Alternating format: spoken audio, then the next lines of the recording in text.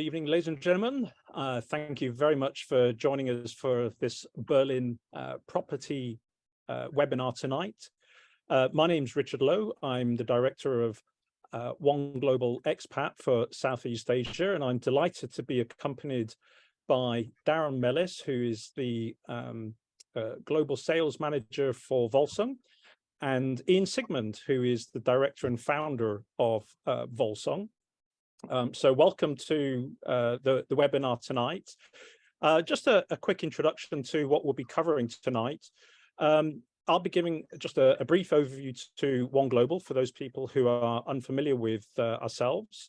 But the main part of the presentation tonight will be from Darren and Ian, really to give an update of the Berlin property market and the latest development that they are launching in Berlin, called Goethestrasse 31. I'm not sure if I pronounced that exactly right, but that's probably my best attempt.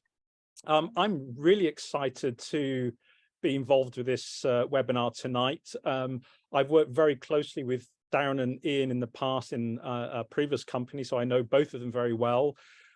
Berlin has been one of the most exciting property markets over the last 5 to 10 years, and it really doesn't look like it's slowing down. And many times when I've done my own personal webinars and seminars, for people who have not been familiar or given an overview to this market, it really is quite a jaw-dropping experience. So for those of you who are registered and signed in tonight, I'm sure you'll be in for a very interesting webinar to a market that you may not be quite so familiar with.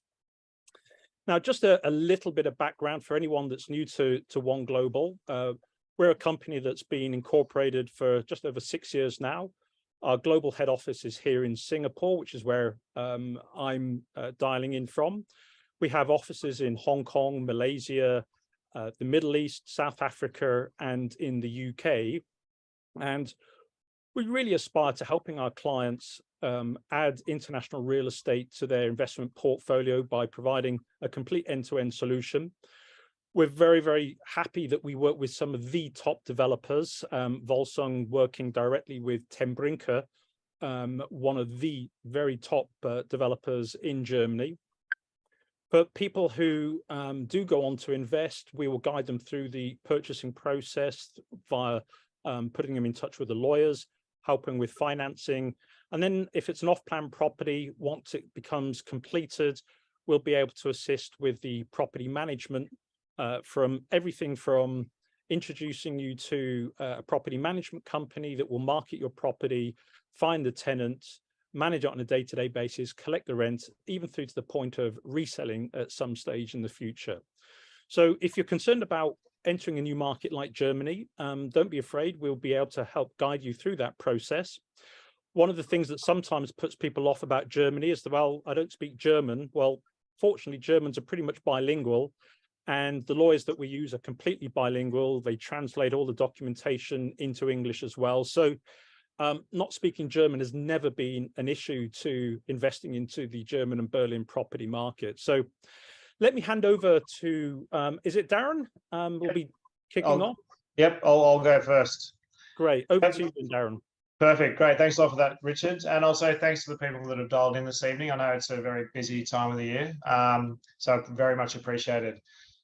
So the purpose of this webinar is to provide an update of the current state of the Berlin residential market. Also, we're going to touch on the current situation with the German mortgages. And then finally, a run through of the new project that we launched here at Volsung in the past few weeks, which is, as Richard very, very well pronounced extremely well, is Goethestrasse 31. So before we get into that, I just wanted to briefly run through the relationship between the Ten Brinke Group and Volsung. So the Ten Brinke Group are a major European developer who have been both constructing and developing real estate for well over 100 years. And specifically in Germany, they are now one of the largest residential developers in that market. Volsung was founded in 2019 to act as the sales and marketing arm for Ten Brinke outside of Germany. So up until that point, their residential developments were sold exclusively to local German buyers or institutional investors via the in-house sales team. So Volsung sits within the Ten Brinke group of companies, and exclusively sells Ten Brinke developments. To drill down even further on that, we will only take on developments that take on market developments that we believe make sense from an investment perspective. So that means projects that can deliver strong resale and rental value with exceptional capital growth and yield potential, which is why we've focused exclusively on Berlin and specific parts of Berlin up until this point. So since Volsung started operations, we've sold 181 units across 4 projects. The bulk of those were sold in 2020 across 3 projects. Those 3 projects have all completed within the past 6 months. And in fact, the final units are being handed over and tenanted as we speak. So I've been working in residential buy-to-let property for well over 20 years, and there have been a lot of positive experiences during that time. But by the same token, there's also been a lot of negative experiences, specifically lengthy delays and subpar build quality. The main reason I left my last company and started working with the Ten Brinke Group and Volsung is because those negative experiences became more and more frequent. So working directly with a high quality tier 1 developer where those issues wouldn't occur or those negative issues wouldn't happen in a market that I was already very bullish on was the idea, and the outcome has been precisely that. The delays, even factoring in COVID, have been minimal, and the build quality has been excellent. It's been exactly what was promised and what was expected. And then on the market side, so in addition to the values of the units being quite a bit more than what we sold them for, the rental market has also performed exceptionally well. So the units have all tenanted very quickly. They've tenanted for more than what we were projecting at the point of sale. And because of the strength of the rental market, we've actually been able to be very, very aggressive in terms of on the terms of the tenancy agreements. So can we just go to the next slide?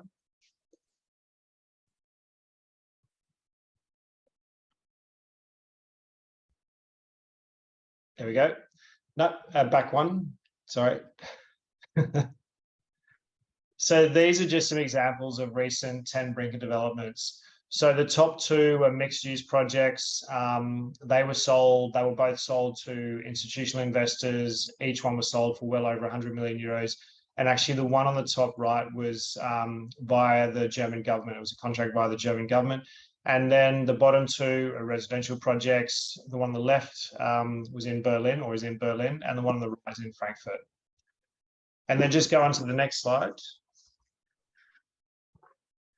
So I mentioned previously that Volsung will only take on projects that represent strong investment potential. And because of that, we've exclusively focused on Germany and Berlin, even though Ten Brinke do operate throughout Europe. So I thought it'd be useful just to expand on that. So while Germany is the largest economy in Europe, it's politically stable and relatively low taxation compared to most other Western countries, it doesn't tend to get the same level of attention from retail property investors as in individual property investors as other more established markets do. So every year, PricewaterhouseCoopers and the Urban Land Institute, they release a report where they speak to some of the largest real estate investors globally and ask them where they plan to invest in the next year. Since 2015, Berlin has come in either first or second place. So it's worth considering why so many of these massive real estate investors are putting so much capital into the Berlin market. In 2021, for example, Berlin saw more than 4 times as much investment into its residential sector than the second place city, which was London. So to go into further detail on the reasons why that happened or that is happening, I'm going to pass you over to Ian Sigmund. So Ian is based in Berlin. He knows both the Berlin market and the specific location of our new project extremely well. So over to you, Ian. Thanks, Darren. Well, Darren's given you a little bit of a breakdown as to why we specifically focus on Berlin. And I think when you're investing in property, you can probably break that down into 3 major sections. The first being the fundamentals, how much supply is coming onto the market on a yearly basis, how many people are moving to the city, Secondly is what sort of financing is available in terms of the interest rates, how accessible are mortgages, and finally tax. So I'm going to go through those three sections briefly to explain why we believe so strongly in Berlin as opposed to any other market in Europe, or even any other tier 1 city within Germany itself. So on the undersupply of housing, Berlin is a city of 3.8 million people, and the residential vacancy rate in the city is only 0.9%. So to turn that on its head, 99.1% of all apartments, homes in Berlin are tenanted. What that translates to, in effect, is whenever we have an apartment completed, and we had 3 projects complete this year, we managed to rent the units out in record time. Pretty much all of the units went within a period of 2 weeks. And actually, there was some very interesting data that came out last week in one of the major German newspapers, which is Der Spiegel. And that was how long, when you put a new build rental property onto the main portal in Germany, which is Immobilien Scout, how many inquiries do you get per week? And in Berlin, if you were to put a new build apartment on one of these portals, you get 76 inquiries per week to rent that one apartment. The bar chart in a nutshell explains why we are in Berlin, as opposed to focusing on other cities like Cologne, Munich, Stuttgart. They might be great investment destinations themselves, but if you compare them with Berlin, the market is just that much more undersupplied in Berlin. And primarily that's brought on by the fact that so many people are moving to Berlin and seeing a lot of job opportunities, especially in the tech sector, but also a lot of digital nomads are moving to the city and taking advantage of the low cost of living as well, compared to other places in Europe. So what is funneling the economy? What is driving it? Ultimately, it's the tech sector, as I mentioned before. 1 out of every 7 jobs hired in that sector. Some big names that have moved over to Berlin, set up headquarters there recently. Tesla opened their gigafactory just outside of Berlin. I think that was about 1.5 years ago now. Amazon rented 29 floors in an off-plan office tower 3 years prior to completion. That's completing in the next few months, actually very close to the location of our project. So there's a lot of big names that are moving to the city, into Berlin. They see a lot of availability of talent. A lot of young professionals are moving over there because of the opportunities, but also because of the low cost of living as opposed to elsewhere in Europe. Now, with regards to the infrastructure, the big thing to talk about is the Berlin International Airport that completed in October of 2020. And this really was quite a big deal for Berlin, as previously they only had a rather small airport. So there were virtually no direct international flights to Berlin from major business hubs around the world. So that's all changed for the opening of this airport. So we expect to see over the coming years more direct flights from the likes of Singapore, Hong Kong, the Middle East, and the US. Now, that was a little bit on the fundamentals. On the mortgage front, especially this year, has been a major topic with central banks increasing interest rates all over the world. Europe has not been immune to that by any means. However, when you're getting a mortgage as an international investor, your terms are still a lot better than if you're buying in a lot of other markets. So at the moment, we're able to ensure that all of our clients get at least 60% loan to value on all projects. And the way we're able to do that is we work very closely with a pension fund in Germany. And before we launch any project, we will go to that pension fund and send them all the pricing details, specifications, floor plans, and ask them, based on this information, how much are you willing to lend? So we have a fairly concrete idea of how much our clients are able to borrow for each of the apartments. So for this project, a minimum 60% LTV. It's also possible that you're able to get slightly higher than that, but we prefer to err on the side of caution. The interest rates, however, are 3.85% for a 5-year fixed rate and 3.91% for a 10-year fixed rate. If you're comparing that with other major markets in Europe, take the UK, for example, being one of the most popular, your interest rates there for about a 1-2 year fix are around 6% at the moment, if not higher. So if we're comparing that to other markets, not only within Europe, but globally, it's quite difficult to find interest rates fixed for that long at these levels. Now, the final and probably one of the most attractive reasons to buy in Germany is the fact that as long as you hold an apartment for 10 years, you do not need to pay any capital gains tax on exit for that property. There are virtually no other markets within Europe that offer you the possibility of exiting real estate investment without paying any tax on your capital gains of that property. So Germany is really one of the few markets where that's possible. So it's very advantageous for people living in jurisdictions where there is also no CGT. So Singapore, Hong Kong, the Middle East. Also, of course, if you're living in Germany, you wouldn't be paying any tax after the 10 years have expired.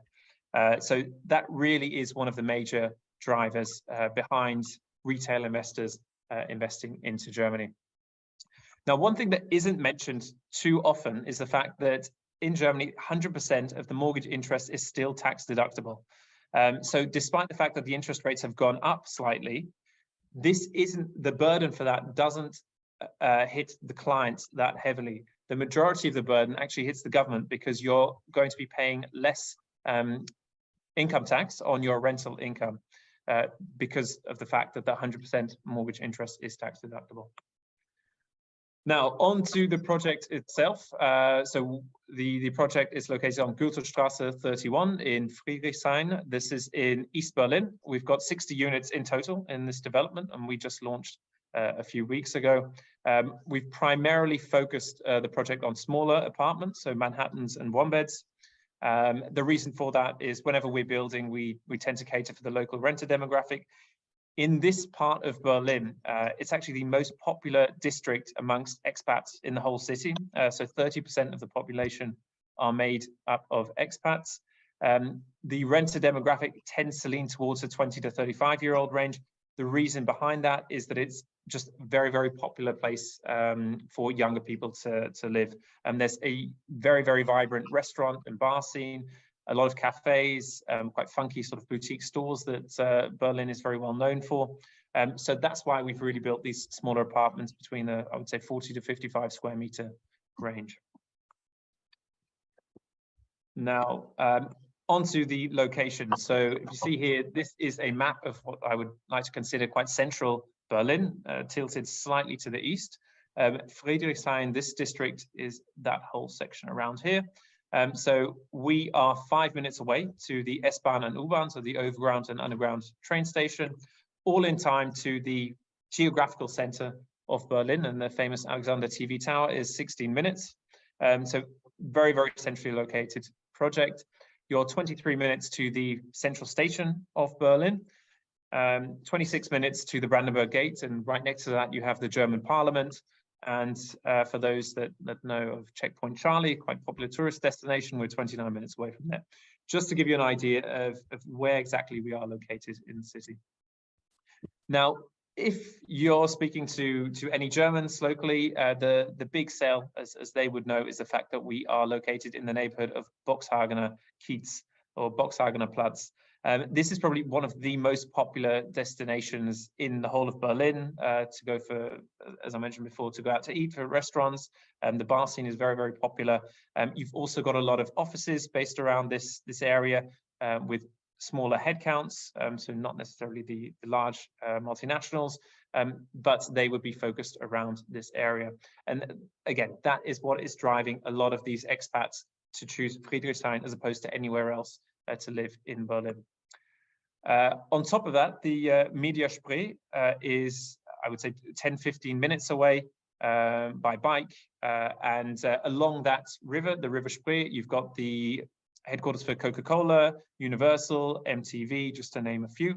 You've also got a little bit of history next door, and that's the Berlin Wall. So yeah, again, 10-15 minutes away by bike, you can reach the Berlin Wall. Furthermore, the Amazon headquarters are completing actually in 3 months' time. They're going to have 1,000 to 1,500 employees, I believe, based out of that location. That's about 15-20 minutes away by bike from us, and really going to add more and make this area even more attractive than it is already. Zalando headquarters around the same distance away. That is the largest e-commerce fashion retailer in Europe, and Berlin's actually largest company by market cap. And finally, Friedrichshain is also home to the Mercedes-Benz Arena. So that is the location for concerts. Any major events happening in Berlin will be based out of here. So again, it's about 20 minutes away by bike, or you can use the overground train to get there in about 10-15 minutes. Now, just to put a few pictures to these places, on the right there is the Amazon headquarters, or what will be the Amazon headquarters. It's, as I said, it's completing in a couple months' time. You can already see the facade looks exactly like you see in this image. In the middle here is the red iconic Coca-Cola headquarters on the Mediaspree, and the bottom left, Zalando headquarters, which has quite a futuristic feel, especially if you go inside the building itself. The top left is the Mercedes-Benz Arena, so that's where all of the concerts, major events will be held. So all in all, Friedrichshain is an area where there is a lot going on, and this is why it really has that international presence and is the most popular area for internationals in Berlin. Now that pretty much summarizes the project itself. I thought it might be worth very briefly going through the acquisition process and how that works in Germany. So were you to go ahead with purchase, you would fill out a reservation form, submit a copy of your passport, and a reservation fee to hold the unit. All the reservation fees are refundable. We would then introduce you to local lawyers on the ground in Berlin, VPMK. They would guide you through the entire process from acquisition. We will still remain there. So Volsung are there from acquisition all the way up until completion. So if you have any questions, we provide regular construction updates each quarter, but anything that might arise, we would be around to assist. Most importantly to note, unlike in markets like the UK, where the lawyers are only there for the conveyancing, in Germany, they stay with you all the way up until handover of keys. So were you to have any questions throughout the build cycle, you can not only come to us, but also to your solicitors on the ground in Berlin. Now, the lawyers would sign the purchase contract on your behalf because it needs to be signed in Berlin. At that point, I would say about 6 to 8 weeks after reservation, there would be acquisition costs due. It's actually slightly under 9%, so that would be due 6 to 8 weeks. Now, the first payment for this development would only be due in September of 2023. The reason behind that is the fact that in Germany, all payments to off-plan new build developments follow the same structure. So that's 7 milestones, and the first being 25%. So developers are only actually allowed to ask for payment for work that they've already completed. Clients are not allowed to make any payment without the developer having completed that section of the works. So that pretty much wraps it up from me. Would be happy to answer any questions should anyone have any. Thanks very much, Ian and Darren, for sharing that. It was a great overview, I think, to Berlin and this particular project. And as I mentioned, it's a very, very exciting market. So for any of you who have questions, I believe you are able to ask the questions online and speak through the audio. If you prefer, you can put a question in the chat box. So I'll have a look, see if I see any questions coming into the chat box. If not, if you are bold enough and would like to speak up, then we'll be more than happy to interact with you and answer your verbal questions. So please fire away.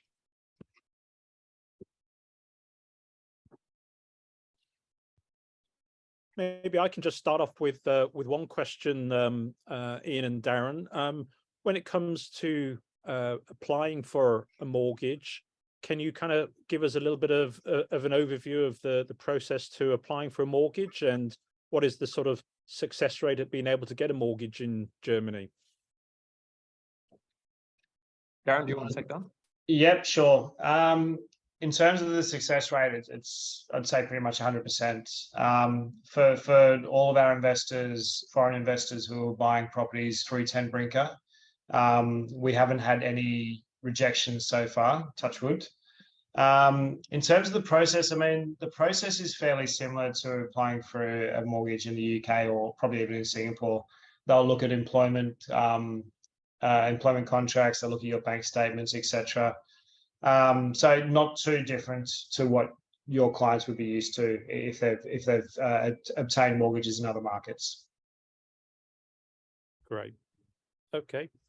We've got some questions coming in the Q&A box. The first one is the 9%, that would be the acquisition costs that you're referring to, kept in escrow, in an escrow account, and then the payment of the 25%, where does that go? So how's the money moving around? So I can answer that one. The 9% acquisition costs, that is paid to your lawyer's trust account that they set up, and then the lawyers themselves would pay all the relevant parties. So in Germany, or Berlin specifically, you have 6% transfer tax, otherwise known as stamp duty. You have notary fees payable, which is about 1.5%, land registry fee of 0.5%, and the lawyer's fee of about 0.9%. So that's not kept in escrow. That is paid out to the relevant predominantly government institutions, but also your lawyer.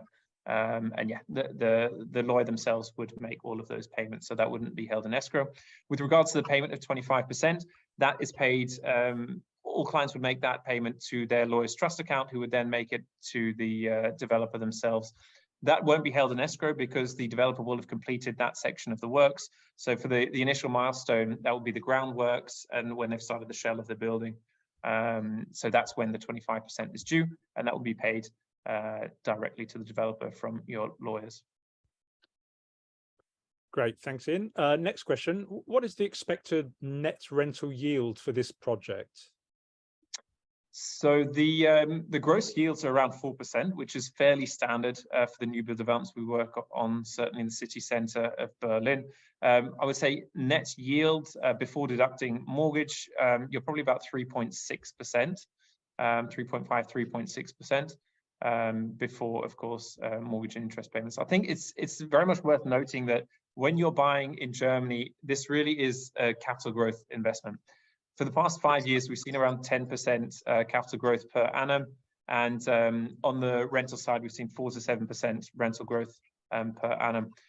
So whilst the rent itself will usually cover your mortgage, so you'll be about cash flow neutral, where you're really making the money is by holding the property for 10 years and selling without capital gains tax on exit. Yeah. Next question, is the 25% progress payment insured if the developer defaults? Yeah, so to start off, it's worth mentioning that Ten Brinke are one of the largest real estate developers in Germany. So the odds of this happening are extremely low. In fact, so low that Ten Brinke don't create SPVs for different plots. So what's quite common with real estate developers worldwide is they will create a new company that owns the plots to indemnify themselves.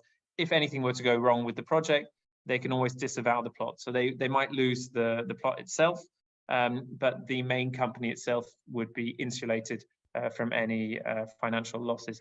Ten Brinke don't actually do that. So the project itself is owned by Ten Brinke Projektentwicklung GmbH, which owns all of the residential developments that Ten Brinke do in Berlin. So you're counteracting with a very, very, very strong counterparty. I always recommend clients to investigate themselves, and you'll be able to find that online. Were the developer to go bust, you would have paid, so it's the 25% isn't insured, but you would have paid for that section of the works. So what happens then is if the developer goes bankrupt, then it's up to the bankruptcy court to find another developer to come in and pick up where the last developer left off. Obviously, were that to arise, there would be substantial delays to the development, but the protection is that you're only ever making payments for something that you've got in return. So you would still own part of the plot, you would own the 25% works that have been conducted on that plot itself. So that is a protection for the consumers. Great. Maybe I can also ask another question, Ian. Berlin, it's the capital city of the strongest economy in Europe, and yet the prices of property, when we look at it on a per square foot or per square meter basis, can be maybe less than half than another city like London, the largest city in Europe. Can you shed some light on maybe the background and why is it that Berlin, being such a major city, has prices in central Berlin at a fraction of the cost of other major capitals like London? Yeah, I think that actually dates back to the reunification of Berlin and the fact that the economy took some time to get going. So people didn't see that as much opportunity as opposed to London, which is quite a old school brick and mortar traditional market and has been like that for hundreds of years. People know that it's a financial hub, and that's what London encapsulates. Berlin was able to redefine itself, I would say, in the past 10, 15, 20 years, just because of the fact that they had to. So the East and West unification, in the East, you had a lot of manufacturing factories and hubs that were no longer necessary. So it was able to redefine itself, and how it did that was in the tech sector. So there's a huge drive by the Berlin government to focus on that sector of the economy and encourage more investment. You see a lot of VC companies setting up shop in Berlin because there is so much going on in that sector of the industry. So I would say over the past 5, 10, 15 years, there's just been a lot more optimism around the economy. The unemployment rate has dropped drastically. I think it dropped by over 10% over 10 years. So now it's hovering around 8, 9%. So there's still some way to go, as opposed to somewhere like Frankfurt or Munich, which are quite traditional economies. But Berlin was just able to redefine itself, and it was able to do that extremely successfully over the past 10, 15 years. And as a result of that, it's attracted a lot of inward investment. It's attracted a lot of young entrepreneurs and a lot of talent from the rest of Europe by the fact that the cost of living is a fraction of the amount of London or France, for example, and certainly the capital cities.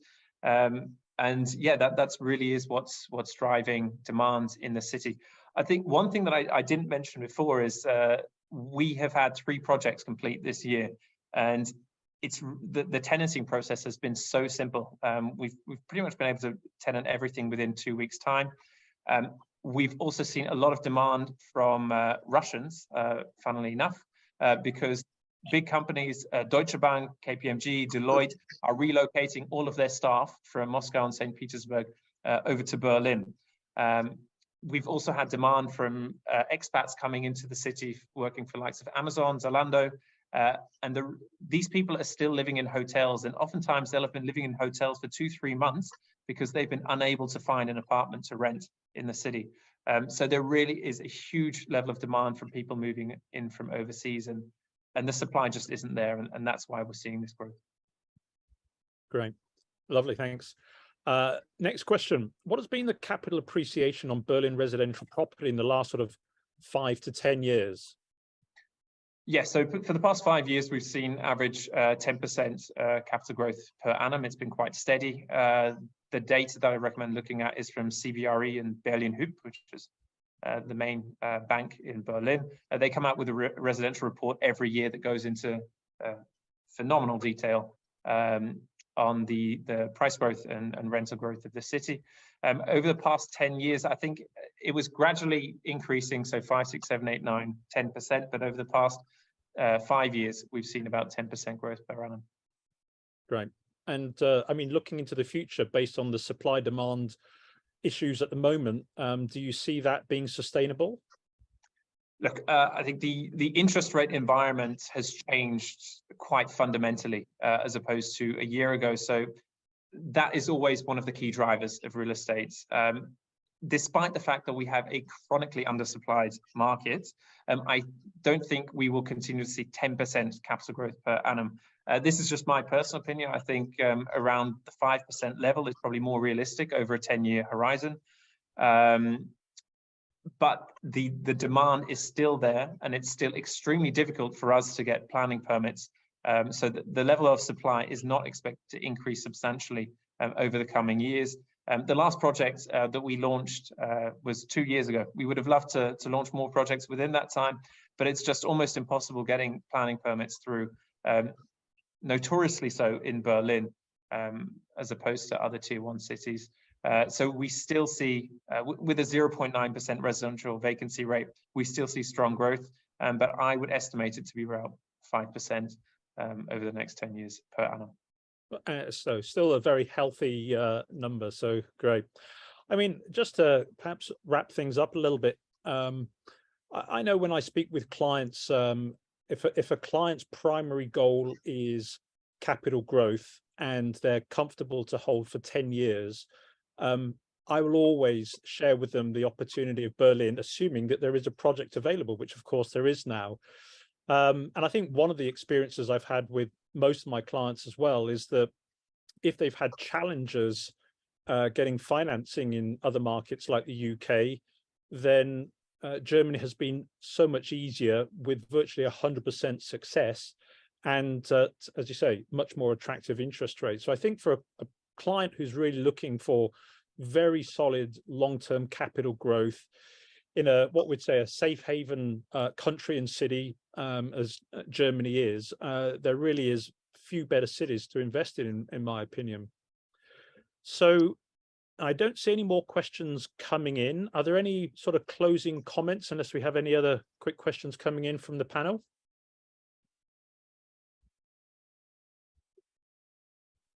No, I think from our side, we've pretty much wrapped it up. As I said, the key drivers for Berlin are the chronically low residential vacancy rate at 0.9%. That's one of the lowest in the world for a capital city to have a 0.9% vacancy rate. That really is fueling the price growth. The financing, as you just touched on, Richard, is still lower than pretty much any other markets that overseas investors would be looking to invest in. And the fact that you can fix the rates for 5 or 10 years means that you've got that safety and security as well. There's no need to worry whether the interest rates will spike even further in the coming years. And finally, being able to exit an investment in Europe, certainly in the real estate sphere, without paying any capital gains on your profits is phenomenally attractive to a lot of buyers in the Middle East and the Far East. Great. Well, I hope for those of you who've attended today, if it's the first time you've listened into a webinar or a seminar on Berlin, it's been a real eye-opener. If you do have more questions, then please do reach out to whichever real estate agent has invited you tonight. We'd be delighted to share more details, meet up with you and go through in more detail the development and the Berlin investment case. So I think that's everything from my side. Thank you very much again to Ian and Darren for joining us. And thank you for your time, attendees, and we'll look forward to being in touch soon. Thank you and good night. Perfect. Thanks, Richard. Thanks everybody for dialing in.